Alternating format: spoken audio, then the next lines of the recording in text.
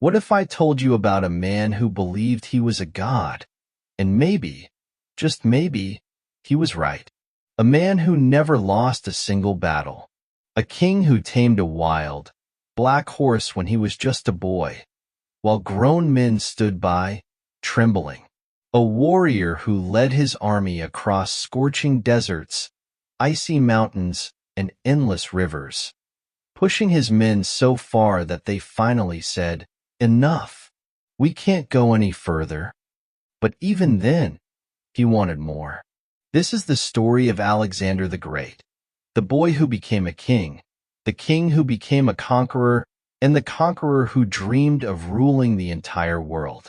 But his story is more than battles and swords. It's a story of ambition, genius, betrayal, and a tragic end. A king like no other. Picture this. A young prince, just 12 years old, standing before a furious, wild horse named Bucephalus. The horse kicks, roars, and throws every rider to the ground. The crowd laughs, until the boy steps forward. He sees something no one else sees. The horse is afraid of its own shadow. So the boy turns the animal towards the sun, away from its fear. With gentle hands, he mounts the beast, and they ride together, like one soul. That boy was Alexander, and Bucephalus would carry him into every battle, from Greece to India. Does that sound like a normal boy to you? Well, the people of his time didn't think so either. Some said he was the son of Zeus, the king of the gods. Others believed his body was touched by lightning before he was born, a sign that he was destined to rule the world, a dream bigger than the earth itself. By the age of 30, Alexander ruled the largest empire the world had ever seen. He had never been defeated, not once. He built over 20 cities and named them all after himself. Alexandria. One of them, Alexandria in Egypt, became the greatest city of knowledge in the ancient world, with a library that held over 500,000 scrolls. But he was not just a conqueror. He wanted to unite the people of the world, East and West, into one great empire. He wore Persian robes instead of Greek armor. He married a Bactrian princess named Roxana, not for power, but for love. He encouraged his soldiers to marry Persian women and create a new future together. To some, he was a visionary, building bridges between cultures. To others, he was a ruthless tyrant, destroying cities and killing thousands. The stuff of legends and tragedy. Alexander's ambition burned like fire. He cut the famous Gordian knot, a tangled rope that no one could untie. It was said whoever untied it would rule all of Asia. Alexander? He didn't untie it. He sliced it in half with his sword. When he led his army into Persia, he burned his own ships so that his men had only two choices, victory or death. They chose victory. But in India, his soldiers finally broke. They refused to march any further. For the first time, the great Alexander was forced to turn back. And then, at the age of 32, he died suddenly. Some say it was a fever. Some say he was poisoned by his own generals. His body lay in Babylon, and something strange happened. For 6 days, it did not decay. Was he truly a god? We may never know. His tomb was lost, and to this day, no one knows where his body rests. A name that echoes through time. But what we do know is this. Alexander's name has echoed through history for over 2,300 years. Julius Caesar stood before his statue and wept, saying, "At my age, Alexander had conquered the world, and I have done nothing." Napoleon studied his tactics. Modern generals still learn from his battles today.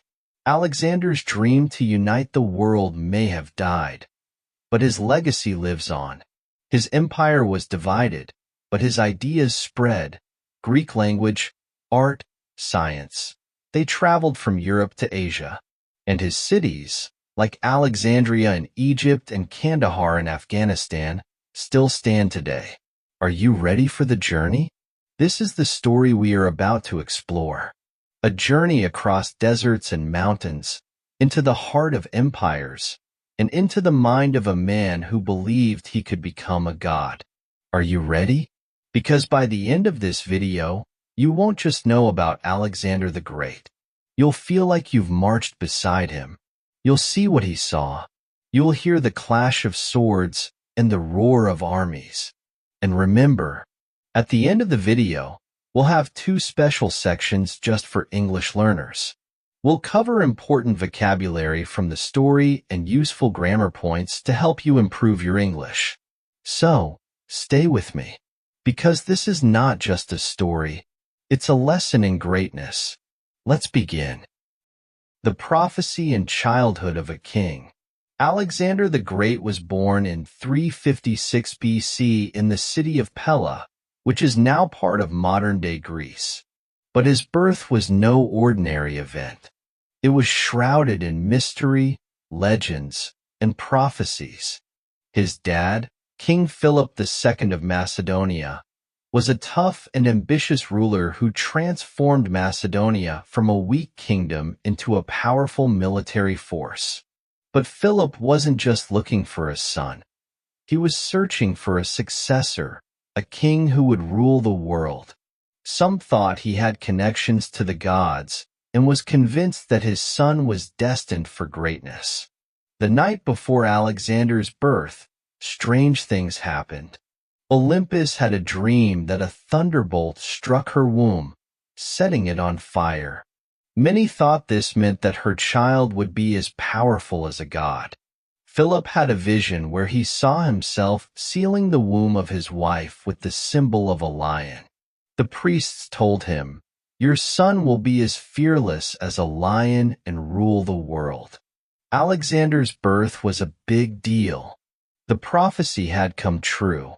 He was born a strong and brave kid, destined to conquer and inspire.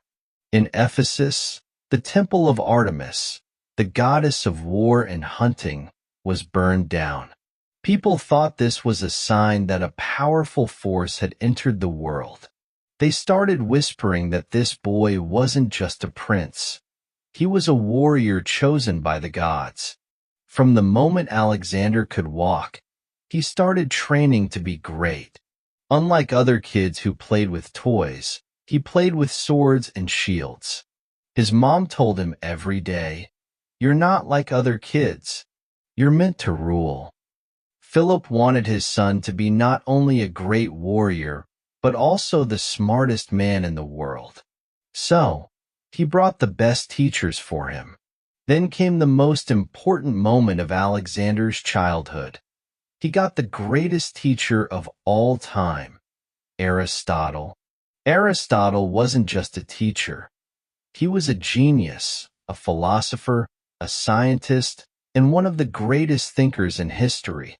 For 3 years, Aristotle taught Alexander everything from science and philosophy to politics, literature, and the art of war. He introduced him to the great heroes of history, like Achilles from the Trojan War. Alexander became obsessed with Achilles and saw him as his idol. He even carried a copy of Homer's Iliad, a book about Achilles, everywhere he went. But Aristotle also taught him something even more important, the power of vision. He told Alexander, "A true king doesn't just rule a land. He rules hearts. A true leader doesn't just fight. He builds a new world." These words changed Alexander's destiny. He didn't just want to be a king. He wanted to be a god among men. Alexander becomes a warrior and a leader. Alexander's childhood was a treasure trove of amazing stories, one of the most famous being the tale of Baylis the wild horse. One day, a trader brought this massive black stallion to Philip. This horse was incredibly powerful, but it was also incredibly untamable. No one could ride him. He would kick, roar, and throw off every rider who dared to try. Philip was about to send the horse away, but Alexander stepped forward. He was just 12 years old. "Let me try," he said. Everyone laughed. How could a small boy possibly control such a wild beast? But Alexander had a secret weapon. Have you ever heard of a horse that was terrified of its own shadow? Well, there was this horse that was so scared of its shadow that it couldn't even see it. But guess what? There was this brilliant guy who came up with a clever plan to help the horse. He slowly approached the horse, turned it towards the sun, so it couldn't see its shadow, and then he gently calmed it down. Once the horse was feeling better, he jumped onto its back and rode it like a true warrior. The crowd went silent. Philip, the horse's owner, was stunned. He ran to Alexander, hugged him, and said, "My son, Macedonia is too small for you. You need to find a kingdom that matches your greatness." This moment showed that Alexander wasn't just a prince. He was a leader, a warrior, and a legend in the making. At the age of 16, Alexander wasn't just a student anymore. He became a commander in his father's army. Philip had many enemies and needed a strong army. He trusted Alexander to lead men into battle, and Alexander never let him down. He led his troops with smarts, courage, and strategy, while other commanders just used brute force. Alexander used his brain. He studied his enemies, figured out their moves, and struck at the perfect time. The soldiers loved him. They didn't just see him as a prince. They saw him as a leader who could take them to victory. The rise of King Alexander. But then, everything changed when Alexander was 20 years old. His father, Philip, was assassinated. No one knew who did it, but some thought it was Olympus, Alexander's mom, who wanted him to be king. Suddenly, Alexander wasn't just a prince. He was the king of Macedonia. He had a choice: stay in Macedonia and rule a small kingdom, or take his army and conquer the world. What did he choose? The world. When Philip died, Macedonia went crazy. Powerful men thought Alexander was too young to be king and wanted the throne for themselves. Some of Philip's closest generals, nobles, and even nearby kingdoms saw this as their chance to attack Macedonia and destroy the royal family. But they had no idea who they were dealing with. Alexander wasn't your average king. He didn't waste time mourning his dad. Within days, he took control and declared himself king. Conquering Persia and becoming a legend. Alexander, the self-proclaimed king of Macedonia, quickly crushed any rebellions that dared to rise. His first challenge came from his own people, including powerful nobles and generals who refused to accept him as king. Alexander acted fast before they could gather support, hunting them down and executing them all, even those who had served his father faithfully for years. He made it clear that betrayal would not be tolerated. But the biggest danger came from the city of Thebes, one of the most powerful cities in Greece. After Philip's death, the Thebes seized the opportunity to break free from Macedonian rule. They gathered a huge army and declared war on Alexander, thinking the young king would be weak and easily defeated. But Alexander proved them wrong. Before the Thebes could launch an attack, he marched his army straight to their gates. When the people of Thebes saw his army, they laughed, confident in their ability to defeat him. Alexander was a force to be reckoned with. He had a brilliant plan and an army that was unstoppable. In just a few hours, his troops broke through the city walls of Thebes, and the city was reduced to rubble. Alexander gave his soldiers one final order: to destroy everything. They killed thousands, burned down their homes, and completely wiped out the city. Thebes, once one of the greatest cities in Greece, was gone forever. Alexander's message was clear. If you dared to stand against him, you'd be wiped out of history. After the Thebes' destruction, every other city in Greece was terrified. Athens, Sparta, and other powerful cities quickly surrendered, realizing that Alexander wasn't just a king, but a force of nature. Now that he controlled all of Greece, Alexander set his sights on conquering the world.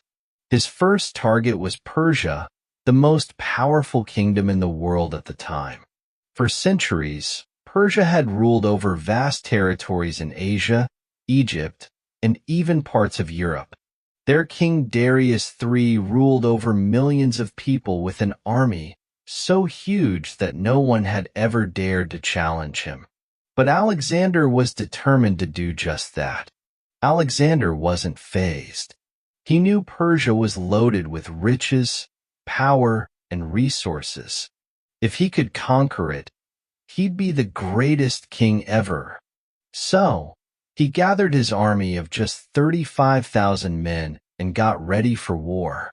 But before he left, he pulled off something insane. Before setting sail to Persia, Alexander did something no other general had ever done. He set his own ships on fire. His soldiers were scratching their heads. "Why are we burning our way back home?" they asked. Alexander stood before them and said, "We've got two choices. Conquer Persia and come back home as kings, or die here. This is a big deal.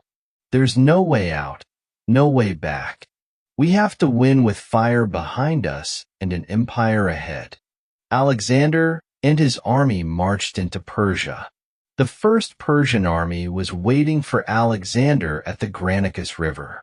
40,000 Persian soldiers stood on the other side, ready to crush the young king. Alexander's generals were worried. "This battle is too risky. We should wait," they said. But Alexander laughed. "I don't wait. I win." And with that, he led his army straight into the river, charging at full speed. The Persians were stunned. No one had ever attacked like this before. The two armies clashed, and the battle was brutal, fierce, and wild. Alexander fought like a demon with every swing of his sword. Persian soldiers fell, and his horse carried him like a storm through the enemy ranks. The Persian generals tried to stop Alexander, but he was too fast, too strong. After the Battle of Granicus, Alexander marched his army straight to the heart of Persia. He conquered city after city, leaving Persia in ruins. The news of his victory reached King Darius III, who was furious.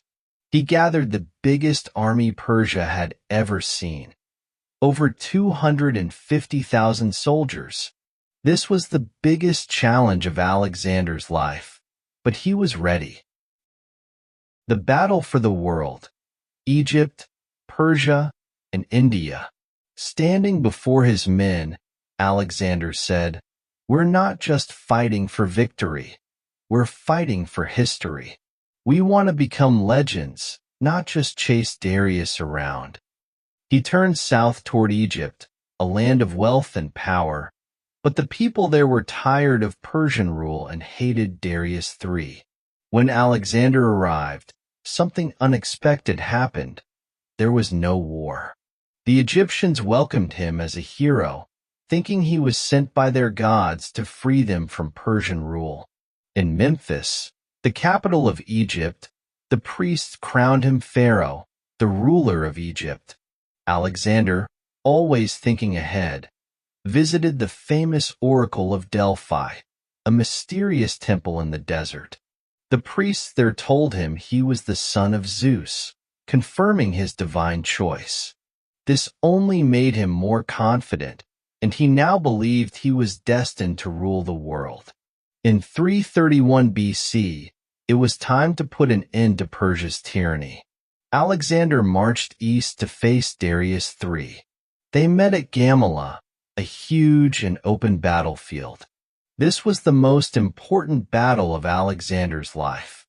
Darius had an army of over 250,000 soldiers, the biggest Persian army ever seen. His soldiers were lined up in perfect order, stretching all the way to the horizon.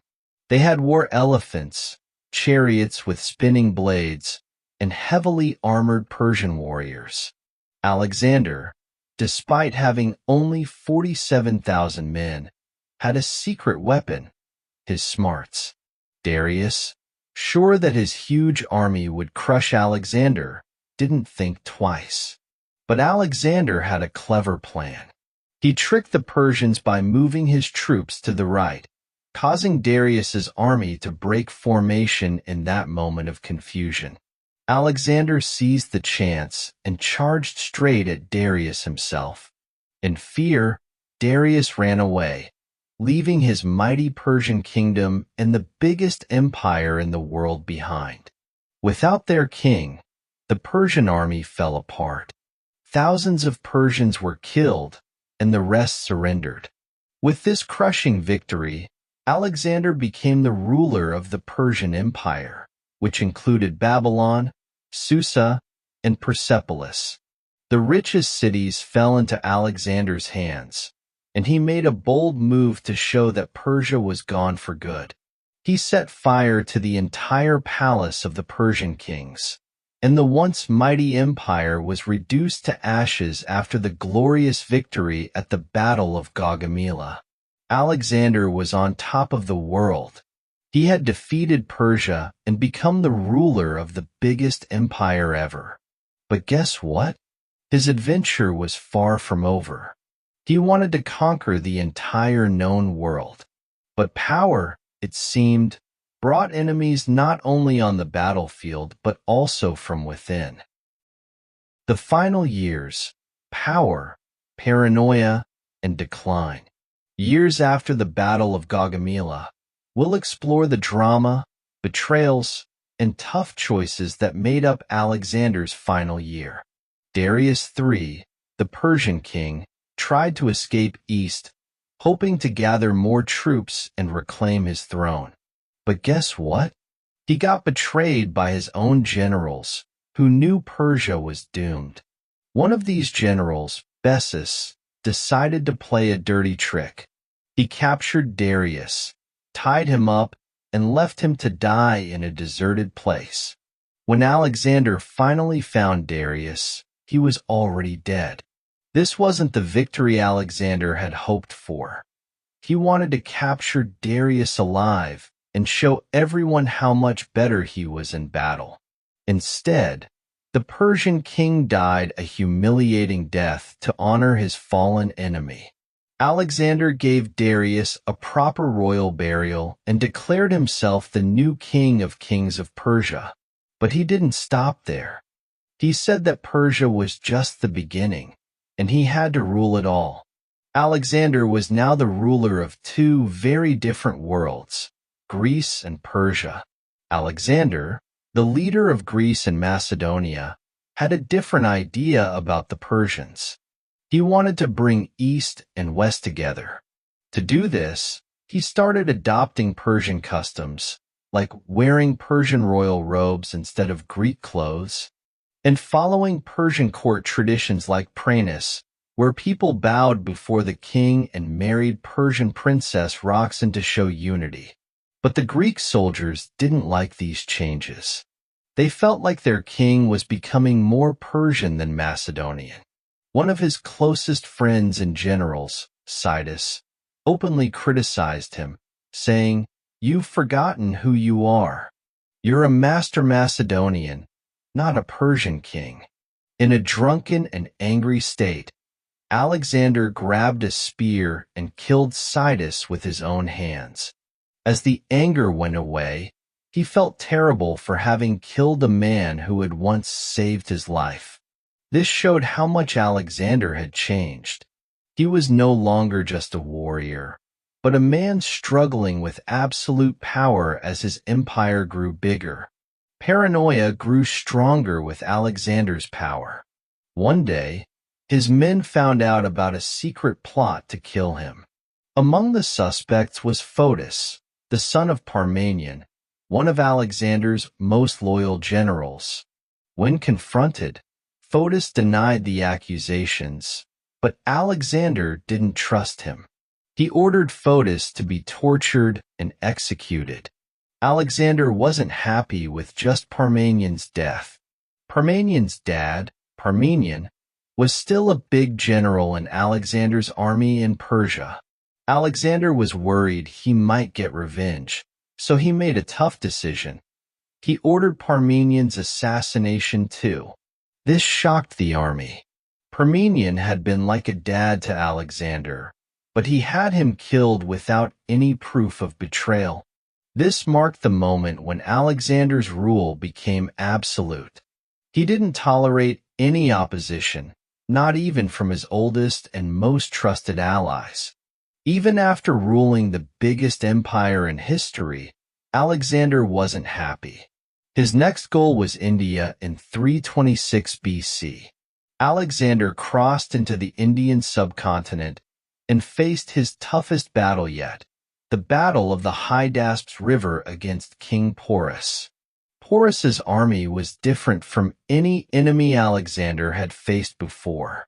They rode into battle on war elephants, huge creatures that scared even Alexander's strongest warriors. But Alexander, as always, was a smart strategist. Instead of facing the elephants head-on, he used speed and trickery to outsmart Porus's army. After a grueling battle, Alexander emerged triumphant. Instead of killing Porus, he was awestruck by his courage and spared him. Porus, in turn, treated Alexander with respect, speaking like a king. Alexander, recognizing a warrior as fierce as himself, not only spared Porus, but also made him an ally. This victory paved the way for further conquest, but there was a catch. His own army refused to go any further. Alexander's soldiers had been through the ringer. They'd marched over 177,000 miles, fought in countless battles, and endured all sorts of hardships. When Alexander wanted to head east, they weren't having any of it. He tried giving them speeches, reminding them of their glory and victories, but nothing worked. For the first time, his words fell on deaf ears. Even the greatest leader in history couldn't change the minds of tired men. Alexander had no choice but to turn back. This was the first and only time Alexander faced true defeat, not from an enemy, but from his own people. On the way back to Babylon, Alexander's army took a beating. They crossed the scorching deserts of Persia, where thousands of soldiers died from thirst and starvation. When Alexander finally made it back to Babylon in 323 BC, he was a different person. His body was weak from years of battle, and his mind was restless, knowing that he hadn't conquered the whole world. His empire was too big, and ruling it became a bigger challenge than winning it. One night when he was just 32, Alexander fell sick. For days, he lay in bed, unable to speak. His generals gathered around him, wondering who would take over after him. According to legend, Alexander whispered his final words to the strongest among them on June 10, 323 BC. Alexander the Great breathed his last, leaving the world stunned. No one knew who would rule next, and soon chaos broke out.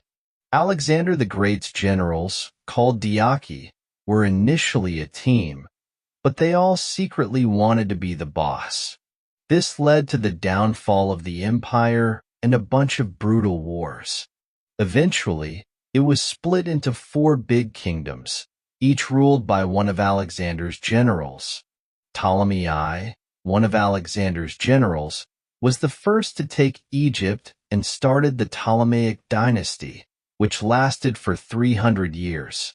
Another general, Warner, controlled Persia and parts of India and started the Achaemenid Empire.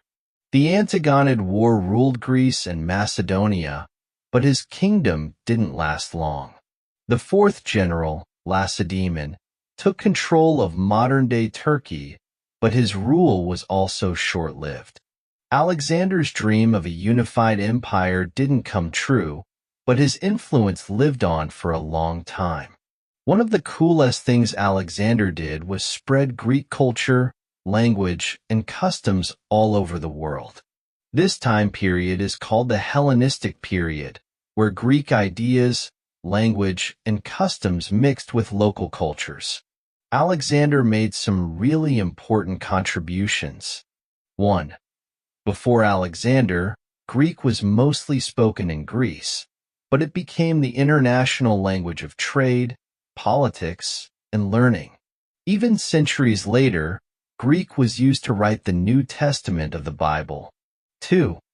Alexandria, Egypt, became a center of learning. Alexander had a brilliant idea: to build new cities in the lands he conquered. The most famous of these was Alexandria in Egypt, which became the intellectual and cultural hub of the ancient world. It had the biggest library ever, the Library of Alexandria, where scholars from all over the world studied science, philosophy, medicine, and literature. 3. Alexander's empire connected the East and West, leading to major scientific breakthroughs. Greek scientists like Archimedes and Hipparchus made groundbreaking discoveries that still affect us today. Euclid's Elements became the basis of modern geometry. 4. The spread of Greek art and architecture had a huge impact on the world. Greek-style temples, statues, and other architectural elements left a lasting legacy. Alexander the Great was a global superstar. He spread Greek ideas and culture all over the empire, even reaching India where Greek art inspired Buddhist sculptures. He didn't force people to give up their traditions, but he introduced Greek ideas wherever he went. Alexander was a role model for many great leaders, like Julius Caesar, who was a huge fan when he was young. Caesar even cried after seeing a statue of Alexander, saying, "At my age, Alexander had already conquered the world, and I have done nothing." Caesar later used Alexander's strategies to expand the Roman Empire. Napoleon Bonaparte, the French emperor from 1769 to 1821, studied Alexander's battles and used his tactics to win wars. Napoleon even called Alexander the greatest general who ever lived. Modern military schools around the world, like West Point in the USA and Sandhurst in the UK, still study Alexander's strategies. Alexander was also a controversial figure. Some people think he was a hero because of his military record, the spread of Greek knowledge and culture, and how he treated defeated enemies with respect, like King Porus in India. Alexander also wanted to unite the East and West by marrying Persian and Indian women. But his bad side came out when he killed thousands of innocent people in his conquests, executed his own friends and generals when he thought they were betraying him, and became more and more paranoid and ruthless in his later years. Was Alexander a hero or a villain? Well, that depends on who you ask. But one thing's for sure, his impact on history is huge. His death is still a mystery, with historians guessing all sorts of things, like he got sick with typhoid or malaria, or maybe his generals poisoned him because they were scared of his growing power, or maybe he had an autoimmune disease. But before he died, we still don't know the truth. The legacy of Alexander the Great. Alexander the Great's story still inspires people all over the world, even 2,300 years after he died. It's not just about war, it's also about ambition, leadership, and the power of dreams. Even though he was just a young boy from a small kingdom, he thought he could rule the whole world. He faced impossible challenges, but he always found a way to win. He was open to new ideas and respected different cultures, and he learned from them. He understood that power comes with responsibility, but his downfall came when he let power get to him. No one is perfect, but his name will live on forever. Alexander's cities, like Alexandria in Egypt and Kandahar in Afghanistan, still exist, and his military tactics are still studied. His influence shaped the world we live in today, and many other conquerors came after him, but none left a legacy as powerful as his. That's why he's known as Alexander the Great. Alexander's story is a reminder that if a young boy from Macedonia could conquer the world, then anyone can achieve great things. So, dream big, fight for your goals, and never give up. History remembers those who dare to be great. Key vocabulary. Now that we've learned about Alexander the Great, let's go over 10 important words and phrases from the story. I'll explain each word, give an example, and then you can repeat after me. Are you ready? Let's go. 1. Conquer. Verb. To conquer means to take control of a place or people by force. Example. Alexander wanted to conquer the world. Now, repeat after me. Conquer, conquer, conquer. 2. Battle. Noun. A battle is a fight between two armies in a war. Example. Alexander never lost a single battle. Repeat after me. Battle, battle, battle. 3. Prophecy. Noun. A prophecy is a prediction about what will happen in the future. Example. The prophecy said that Alexander would be a great king. Say it with me. Prophecy, prophecy, prophecy. 4. Warrior. Noun. A warrior is a strong fighter, especially in ancient times. Example. Alexander was trained to be a warrior from a young age. Repeat after me. Warrior, warrior, warrior. 5. Strategy. Noun. A strategy is a smart plan for winning a battle or achieving a goal. Example. Alexander used brilliant strategy to defeat the Persian army. Now say it. Strategy, strategy, strategy. 6. Empire. Noun.